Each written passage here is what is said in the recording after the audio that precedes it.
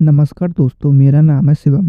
आप देख रहे हैं ब्लडी स्टोरीज का एक बहुत ही कमाल का एपिसोड। हम कहानी शुरू करें इससे पहले आप इस चैनल को सब्सक्राइब कर लीजिए ताकि हम ऐसे ही वीडियोस आप तक लाया करें। 14 फरवरी 2023 को एक ऐसी खबर निकलकर सामने आई जिसने हर किसी को हिलाकर रख दिया। आफ्ताब सिद्धा वाले केस जैसा ये केस पुलिस ने निकाल कर रख दिया, जिस प्रेम कहानी का अंत फ्रिज में हुआ था। जी हाँ, मैं बात कर रहा हूँ निक्की यादव और साहिल गहलोत के केस की। क्या हुआ था इस केस के अंदर, कैसे यहाँ पर सुबह सुबह के टाइम पर एक लड़की को मौत के घाट उतार दिया, सब कुछ बताऊंगा मैं आपको इस केस के बारे में।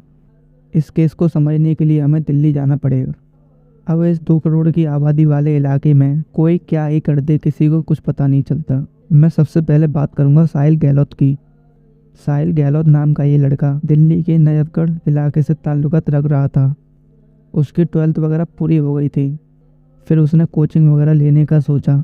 यहाँ पर उसने एंट्रेंस एग्ज़ाम की तैयारी करने का सोचा। क्यों ना वह एक अच्छी यूनिवर्सिटी में जाकर अपनी आगे की पढ़ाई कंटिन्यू करेगा। और उसने दिल्ली के ही उत्तम नगर इलाके में मौजूद इंस्टीट्यूट में एडमिशन ले लिया। इसके अलावा एक दूसरे इंस्टीट्यूट में हरियाणा के झज्जर की रहने वाली निक्की यादव वहाँ पर नीट की तैयारी कर रही थी। वो भी 12th के बाद यहाँ पर नीट की तैयारी करने के लिए गई थी, क्योंकि उसका सपना था वो बड़े होकर डॉक्टर वगैरह बनेगी। और यहाँ पर उसका करियर ब्राइट भी दिख रहा था। वह अपनी कोचिंग कंटिन्यू ले ही रही थी। अब आपको पता ही है कि दिल्ली के उत्तम नगर में झज्जर की दूरी बहुत हो जाती है। यहाँ पर निक्की यादव ने सोचा कि वो यहीं पर पास ही में कोई पीजी वगैरह में कमरा लेकर रह ले, और उसने कमरा किराए पर भी ले लिया। लेकिन उसे वहीं से बस पकड़कर अपने उसी इंस्टीट्यूट में जाना पड़ रहा था। डेली इसी बस में आते जाते उसको एक लड़का मिलता है जिसका नाम साहिल गहलोत था। दोनों एक दूसरे को देख रहे थे और दोनों के बीच में बातचीत हुई और दोनों के बीच में अट्रैक्शन हुई, और इस अट्रैक्शन ने दोस्ती का रूप ले लिया।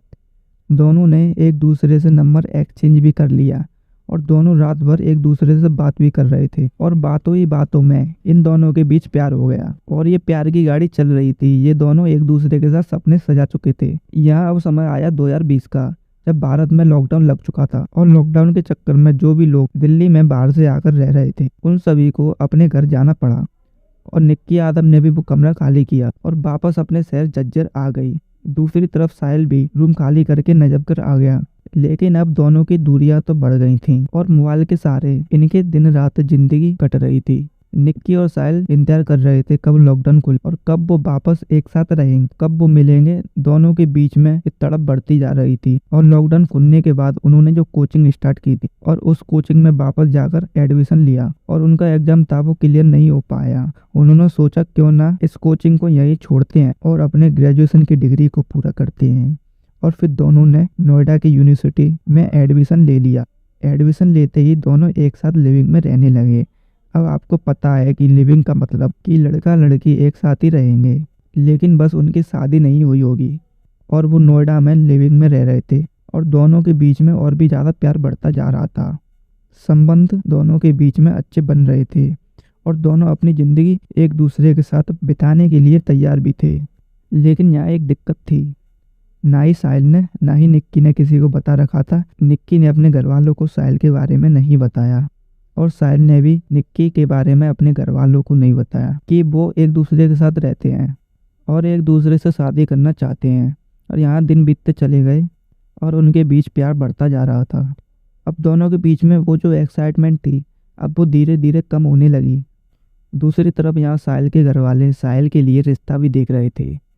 साहिल के पिता पर उसके लिए रिश्ते भी आ रहे थे और साहिल निक्की को बिना बताए उन रिश्तों की ओर ध्यान भी दे रहा था। उसे पता था कि वो निक्की के बारे में अपने घर वालों को बताएगा तो वो इस रिश्ते के लिए कभी नहीं मानेंगे, क्योंकि आपको पता है यहाँ एक सिस्टम आ जाता है और वो है इंटरकास्ट का। अब इंटरकास्ट में साहिल शादी नहीं करना चाह रहा था और साहिल ने बिना बताए निक्की को अपने लिए जो रिश्ते आ रहे थे वो देखना शुरू कर दिए। अब दिन आया 9 फरवरी 2023 का और कुछ दिन पहले ही साहिल का रिश्ता तय हो गया था किसी एक और लड़की के साथ। लेकिन इस रिश्ते के बारे में साहिल ने निक्की को कुछ भी नहीं बताया। साहिल अब घर जा चुका था। निक्की यहाँ बिंदापुर में रहते हुए अपनी पढ़ाई कंटिन्यू कर रही थी। उसने अपनी बहन को भी अपने साथ बुला लिया रहने के लिए। दोनों बहनें एक साथ रह रही थी और यहाँ निक्की और साहिल दोनों फ़ोन पर भी कांटेक्ट थे और वो कभी कभी मिल भी रहे थे। पर दिन आया 9 फरवरी 23 का जो रिश्ता साहिल का तय हुआ था, अब उस रिश्ते को अंजाम तक पहुंचाना था। इसकी शुरुआत सगाई के साथ हुई और साहिल की सगाई कर दी गई उस लड़की के साथ जो कि निक्की को अभी तक नहीं पता था कि साहिल का रिश्ता तय हो गया है। यहाँ 9 फरवरी की शाम भी बीत चुकी थी। अब इस सगाई के अंदर एक लड़की भी आई हुई थी जो कि निक्की और साहिल की एक दोस्त की दोस्त थी। उस लड़की ने फ़ोटो क्लिक करी साहिल और उस नई लड़की की। उसने तुरंत वो फ़ोटो अपनी फ्रेंड को भेज दी जो कि साहिल और निक्की की कॉमन फ्रेंड थी। वो फ़ोटो भेजने के बाद उस लड़की ने अपनी दोस्त को फ़ोन किया और कहा कि मैं साहिल की सगाई में आई हूँ। और साहिल का तो आई थिंक निक्की के साथ रिलेशनशिप चल रहा था, लेकिन साहिल एकदम से शादी क्यों कर रहा है। इसकी दोस्त को भी विश्वास नहीं हुआ। नहीं, ऐसा तो नहीं होना चाहिए। यहाँ उसने उसको वो फ़ोटोज़ भेजी। फ़ोटो देखकर वो भी हैरान हो गई। तभी उसने तुरंत निक्की को फ़ोन किया और पूछा साहिल है कहाँ। तो निक्की ने कहा कि वो अपने घर पर ही होगा, पर कहाँ होगा। तभी उसके दोस्त ने बताया उसकी तो सगाई हो रही है और तुम्हें इसके बारे में पता ही नहीं है। ये बात सुनकर निक्की को विश्वास ही नहीं हुआ। विश्वास दिलाने के लिए निक्की को वो फ़ोटोज़ भेज दी और जैसे ही वो फ़ोटोज़ निक्की ने देखी उसके पैरों तले ज़मीन खिसक गई और उसने तुरंत साहिल का नंबर डायल किया। लेकिन शाम हो चुकी थी, अभी तक सगाई का कार्य चल रहा था। तो यहाँ साहिल ने वो फ़ोन भी नहीं उठाया। लगातार फ़ोन करने पर साहिल ने फ़ोन उठाया। उसने जवाब दिया मैं अभी बिजी हूँ, बाद में बात करता हूँ। लेकिन निक्की गुस्सा कर रही थी। जो तुम कर रहे हो वो सही नहीं कर रहे हो। मुझे पता लग चुका है तुम सगाई कर रहे हो। तुमने मेरे साथ ज़िंदगी बिताने के सपने दिखाए थे, लेकिन अब जो तुम कर रहे हो वो सही नहीं है। फिर साहिल ने निक्की से कहा कोई बात नहीं, मैं तुमसे मिलकर बात करता हूँ। अभी मैं बिजी हूँ, रात को आऊँगा मैं तुम्हारे पास मिलने, तब आराम से बात करते हैं। और फिर 9 फरवरी की रात आ गई और सगाई का कार्यक्रम पूरा हो चुका था। सभी रिश्तेदार घर जा चुके थे। उसके सभी परिवार वाले थक गए थे और पूरा परिवार अपने बिस्तरों में गुस्सा गया था और साहिल इसी चीज़ का इंतजार कर रहा था। उसने प्रॉमिस किया था निक्की को वो रात को मिलने आएगा। वो इंतजार कर रहा था कि घर वाले सो जाएंगे तभी वह अपनी गाड़ी उठाएगा और निक्की से मिलकर सारी बात डिस्कस करेगा। निक्की को तब और ज़्यादा शौक लगा। तब उसे पता लगा कि सगाई 9 फरवरी की है और शादी अगले ही दिन 10 फरवरी को रख दी गई है। ये बात जानकर निक्की साहिल को बार बार फ़ोन कर रही है, अभी आओ, अभी मिलना है मुझे। और साहिल वेट कर रहा है घर वालों के सोने का। रात के 12:30 हो चुके थे। अब तक घर वाले सो चुके थे। साहिल को मौका मिला और वो सीधे बिंदापुर में मौजूद निक्की यादव के फ्लैट पर पहुंचा। उसने निक्की को फ़ोन किया कि मैं नीचे खड़ा हूँ और निक्की अपने रूम में बैग पैक कर रही थी। इसने बैग में सारे कपड़े डाल दिए। उसकी बहन उसके साथ रह रही थी। बहन ने पूछा कि दीदी तुम कहाँ जा रही हो। इसने बताया कि मैं ट्रिप पर जा रही हूँ, लेकिन उसने ये नहीं बताया कि वो साहिल के साथ जा रही है। और वो दोनों बैग उठाकर नीचे आई। साहिल गहलोत अपनी गाड़ी से बाहर निकला। उसने दोनों बैग उठाकर डिक्की में डाल दिए और निक्की को फ्रंट सीट पर बिठा दिया और वो ड्राइवर सीट पर आया और गाड़ी चला रहा था। अब साहिल और निक्की दोनों आमने सामने थे और बातें शुरू हुई और लड़ाई झगड़ा शुरू होना था। और लड़ाई होनी ही थी क्योंकि साहिल मुकर चुका था अपने वादों से। लेकिन ये गाड़ी बहुत धीरे धीरे चल रही थी, रुक रुक कर चल रही थी। रोकना इसलिए पड़ रहा था क्योंकि दोनों के बीच में गर्मा गर्मी का माहौल था और लड़ाई कर रहे, ऊंची ऊंची आवाज़ों में बोल रहे। और निक्की ने कहा कि तुम ये शादी तोड़ दो। 10 तारीख की सुबह उसी दिन साहिल की शादी थी और वो गाड़ी में बैठे हैं, चलते जा रहे हैं। निक्की ने कहा तुम शादी तोड़ दो, सगाई तो हुई है, कोई बात नहीं, हम यहाँ से भाग चलते हैं और कहीं जाकर शादी कर लेंगे, कोर्ट मैरिज कर लेंगे। बाद में तो घर वाले कुछ कर ही नहीं पाएंगे। और साहिल का भी मन थोड़ा बदल सा गया था कि ठीक है, कोई बात नहीं, निक्की कह रही है तो इसका साथ दे देता हूँ।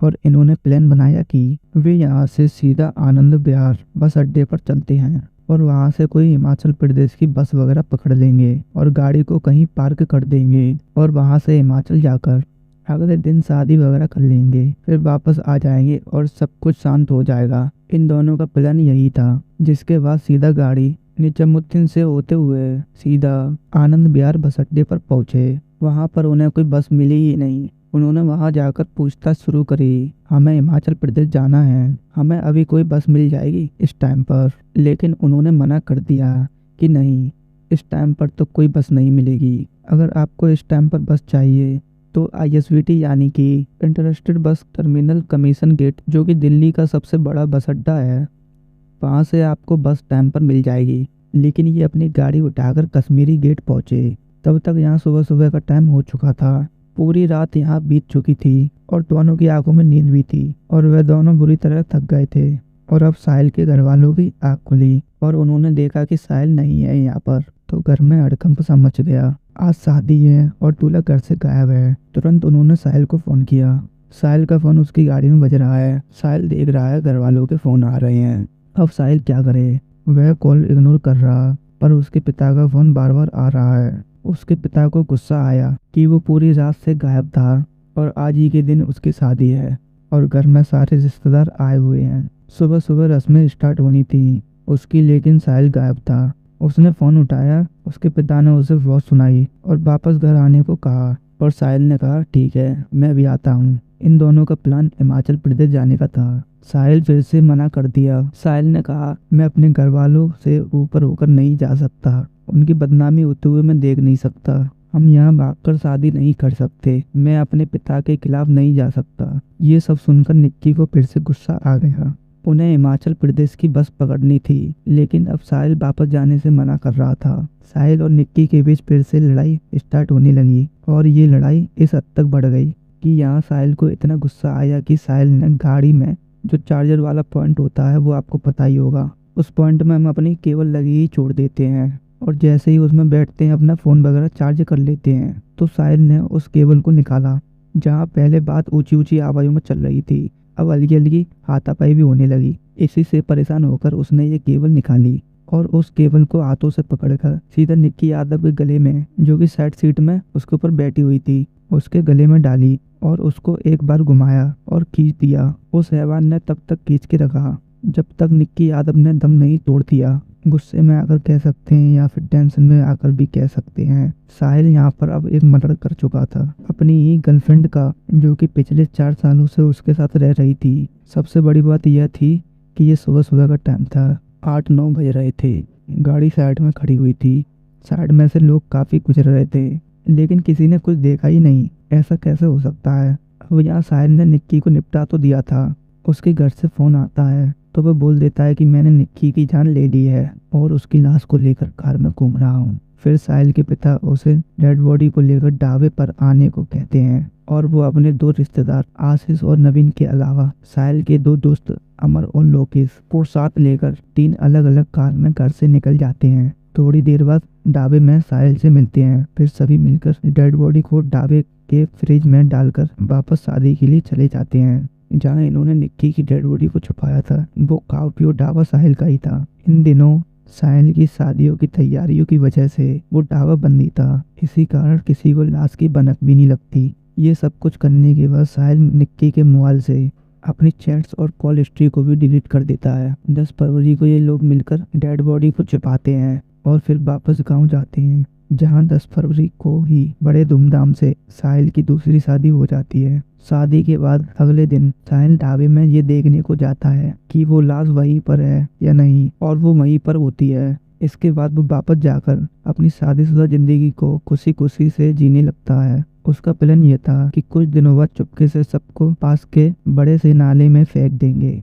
इसी बीच निक्की यादव की तलाश शुरू हो जाती है। और हाँ, आपको बता दें कि 11 फरवरी 2023 को निक्की के पिता निक्की को कॉल करते हैं तो निक्की का मोबाइल स्विच ऑफ जा रहा था। इसके बाद वो निक्की के साथ रह रही छोटी बहन को फोन करके निक्की के बारे में पूछते हैं तो वो बताती है कि निक्की गोवा घूमने गई है। इस बात की पुष्टि के लिए पिता द्वारा दोस्तों को फोन किया जाता है और निक्की के किसी दोस्त के पास कोई जानकारी नहीं होती है और इनमें से एक दोस्त बताता है कि उसने निक्की को आखिरी बार साहिल के साथ देखा था। इसी के बाद निक्की के पिता अपनी छोटी बेटी से, जो निक्की के साथ रहती थी, उसने साहिल का नंबर लेकर साहिल को फोन करते हैं और साहिल कहता है मुझे निक्की के बारे में ज्यादा कुछ नहीं पता, मैं तो अपनी शादी में बिजी चल रहा हूँ। इसके बाद अगले दिन 12 फरवरी को निक्की के पिता साहिल के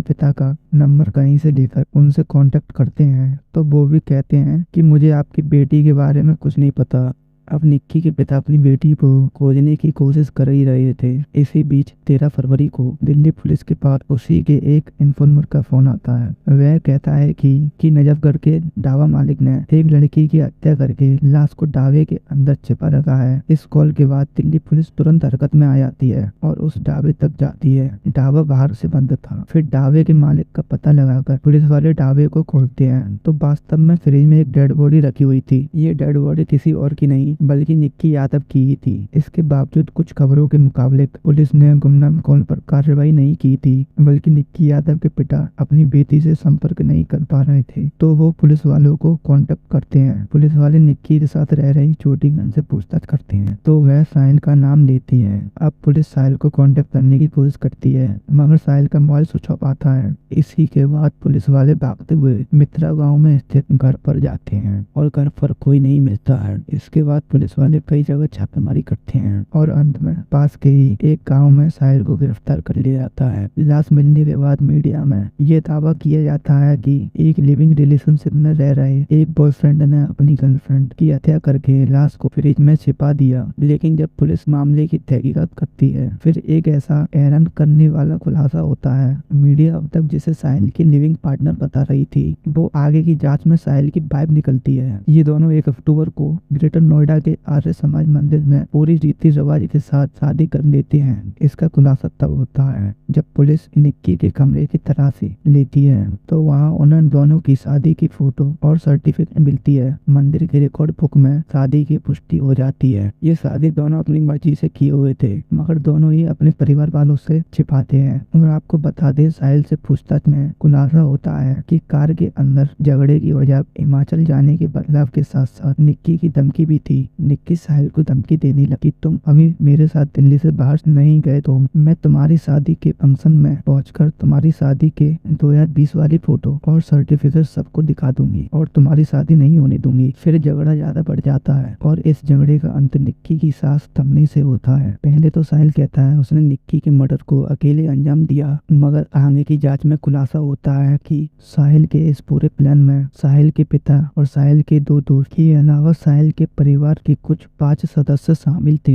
इसी के आधार पर पुलिस 18 फरवरी 2023 को साहिल के पिता वीरेंद्र सिंह, साहिल के दोस्त अमर और लोकेश तथा कजिन आशीष और नवीन को गिरफ्तार कर लेती है। नवीन पर 2018 में ही एक छेड़छाड़ का मामला दर्ज हुआ था। नवीन ने ही निक्की के मोबाइल से चैट और कॉल हिस्ट्री डिलीट करने को कहा था। आगे की जांच में यह भी खुलासा होता है कि साहिल के पिता पर 18 साल पहले ही एक हत्या का मामला दर्ज हुआ था और वह कुछ साल जेल में भी रह चुके थे और वह कुछ साल जेल में रहकर भी बाहर आए थे। वहीं साहिल का कजिन ब्रदर नवीन दिल्ली पुलिस में कांस्टेबल है और उसने भी लाश को ठिकाने लगाने में अहम भूमिका निभाई है। फिलहाल साहिल के पिता के समेत 5 आरोपी तिहाड़ जेल में है और अभी भी उससे पूछताछ की जा रही है। इस मामले में जो भी अपडेट आएगा हम आपको बताते रहेंगे। इस पूरी कहानी के बारे में आपकी क्या राय है हमें कमेंट बॉक्स में जरूर बताएं। अगर आपको हमारी मेहनत पसंद आई हो तो इस वीडियो को लाइक शेयर भी करें ताकि हम ऐसे ही वीडियोस आप तक लाते रहें। अगर आपने इस चैनल को सब्सक्राइब नहीं किया है तो जल्दी से इस चैनल को सब्सक्राइब कर लें। मिलते हैं फिर ऐसे ही किसी वीडियो में। धन्यवाद।